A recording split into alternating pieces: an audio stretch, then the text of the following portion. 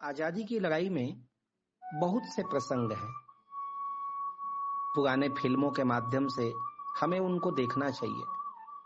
पुराने फिल्मों में जो देशभक्ति के गीत थे, आज भी वही देशभक्ति के गीत 15 अगस्त और 26 जनवरी को बजाए जाते हैं, क्योंकि बाद में बनने वाले फिल्मों में वो भाव ही नहीं है। पुराने कहानी दादा दादी के द्वारा सुनी गई, उनको भी बार बार सुनना चाहिए। हमारे अच्छे अच्छे साहित्यकार जिन्होंने देशभक्ति के लिए लिखा, उनके साहित्यों को पढ़ना चाहिए, ताकि देश के उस जज्बा को हम जान सकें और वो भाव हमारे भीतर भी जाग सके। आज मैं आपको एक छोटा सा प्रसंग सुनाता हूं, आजादी की लड़ाई का एक किस्सा, एक परिवार का किस्सा। अस्तु, कहानी आती है। अंधा बेटा युद्ध को चला, नाजा नाजा उसकी माँ बोली, वो बोला कम कर सकता हूँ मैं भी दुश्मन की एक गोली, और जिक्र शहीदों का हो तो उसमें क्यों मेरा नाम ना आए, और माँ न कहे कि मेरे बेटे वक्त पड़ा तो काम ना आए। आजादी की लड़ाई का वो कैसा जज्बा होगा। लड़ाई चल रही थी, जुलूस निकल रहे थे, करो या मरो का नारा गांधी जी ने दिया था। एक के बाद एक गोलियां धंसती जाती और तिरंगा थामा जाता। सैकड़ों की संख्या में देश के दीवानों के शव फेंक दिए जाते गांव के बाहर। अंग्रेजों के उस दमन चक्र के बीच में भी कोई डर नहीं था, कोई भय नहीं था हमारे देश के उन जाबाज लोगों में। मैं अपने उन पितरों को, मैं अपने उन पूर्वजों को मस्तक झुकाकर प्रणाम करता हूं, उनके चरणों की धूल अपने माथे में लगाता हूं। धन्य थे वो। जहां आज फालतू के मैसेज और फालतू के काम में हमारी युवा पीढ़ी अपना सारा समय खाक कर रही है, ऐसे समय में वो एक पीढ़ी थी जो देश के लिए सोचती थी, देश के लिए करने का जज्बा रखती थी। एक माँ थी, एक ही बेटा था, लेकिन वो जन्म से अंधा था। माँ को भी दुख होता था कि मेरा बेटा भी सही होता तो आज आजादी की लड़ाई में वह भी जाता। और जैसे चार माएं बैठती हैं और सब बताती हैं कि मेरे बेटे ने आज ऐसा किया, मेरे बेटे ने आज वहां जाके तिरंगा लहरा दिया, मेरे बेटे ने आज अंग्रेजों के सामने छाती तान के भारत माता का जय कहा, मेरा बेटा भी ऐसा बोलता, उसकी मां सोचती थी। एक दिन घर के बाहर से जुलूस निकल रही थी, आवाज आ रही थी, वंदे मातरम, इंकलाब जिंदाबाद। अंधा बेटा तन के खड़ा हो गया तैयार होकर, मां मैं जा रहा हूं।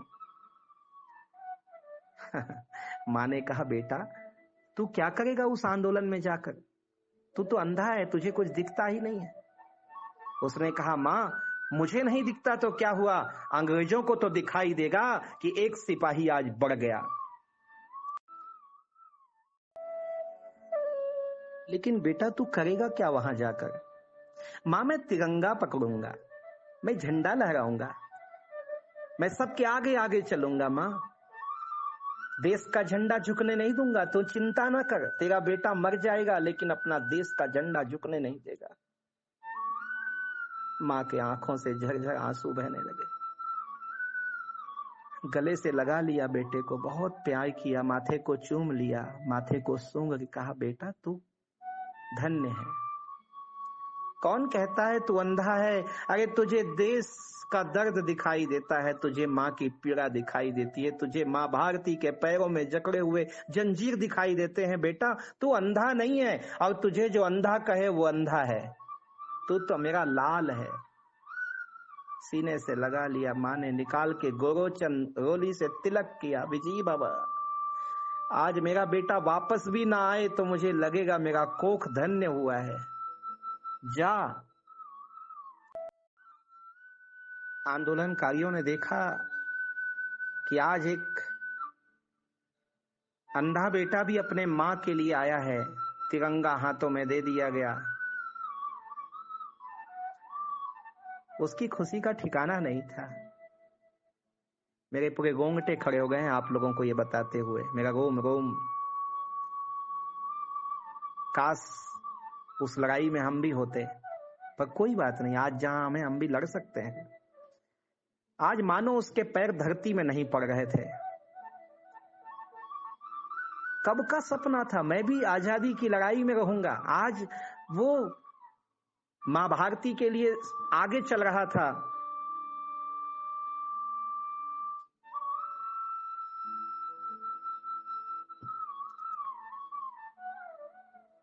किसी ने पूछा कि तुम्हारे मां ने पूछा नहीं कि तुम क्या करोगे इस लड़ाई में जाकर? पूछा ना, मां ने पूछा और मैंने जवाब भी दिया। क्या जवाब दिया?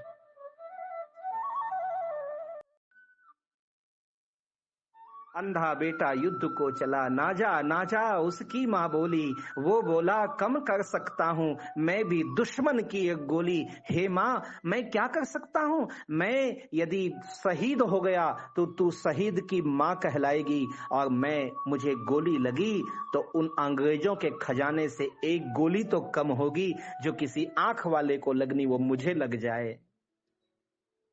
और जिक्र शहीदों का हो तो उसमें क्यों मेरा नाम न आए। हे मां, जब भारत के लोग आजादी की कहानी गाएंगे, जब श्री हनुमान नंदीशाला में बैठकर पाटेश्वर धाम में एक संत बालक दास अपने भक्तों को आजादी की कहानी बताएगा, तो इस अंधे बेटे की कहानी भी गाई जाएगी। मां, ये मुझे मिलेगा और ये तुझे मिलेगा।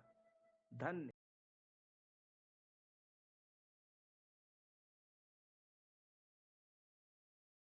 छत्तीसगढ़ के बालोद जिला में स्थित है पाटेश्वर धाम, जहां विश्व का अद्वितीय मां कौशल्या जन्मभूमि मंदिर निर्माण एवं 10,000 गायों के लिए श्री हनुमान नंदीशाला गौ अभ्यारण्य की स्थापना की जा रही है।